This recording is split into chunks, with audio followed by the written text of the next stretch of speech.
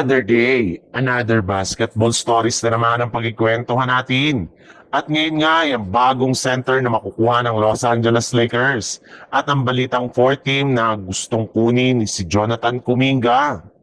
Malinaw na nga sa sikat ng araw na isa talaga sa mga pinakakahinaan ngayong season ng Los Angeles Lakers.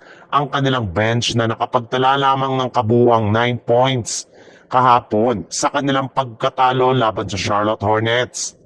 Hirap rin naman nga sila sa tuwing nagiging mas pisikal ang kanilang mga kalaban sa loob ng court.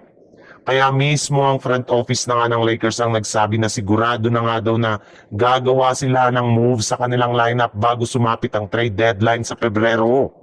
At una na nga dito ay aasikasuhin nga nila ang pagkuha ng bagong backup center na makakatulong kay DeAndre Ayton sa kanilang front office. Mas gusto nga nila ngayon na makakuha ng mas pisikal na big man katulad na lang ng target nila ngayon na si Day'Ron Sharpe mula sa Brooklyn Nets.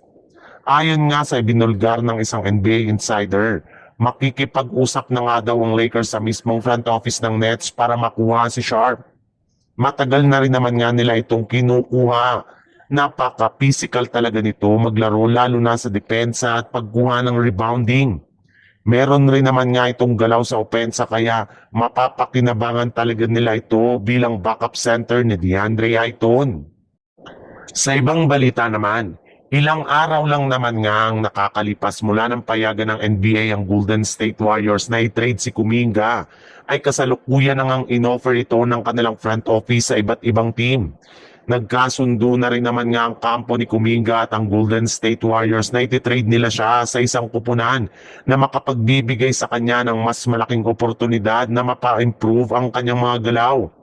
At base nga sa mga pinakahuling inilabas na balita ngayong araw, meron na nga daw pong 4 na team ngayon ang siguradong may interes sa pagkuha kay Jonathan Kuminga. Una na nga dyan ay ang Sacramento Kings na matagal ng target na makuha si JK mula sa Golden State Warriors.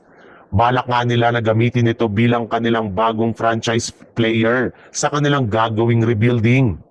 Susundan rin naman nga ito ng Milwaukee Bucks na plano siyang i-partner kay Giannis Antetokounmpo. Kabilang rin naman nga dito ang kupunan ng Miami Heat na kasalukuyang naghahanap ngayon ng mga bagong player na magpapa-improve sa kanilang lineup.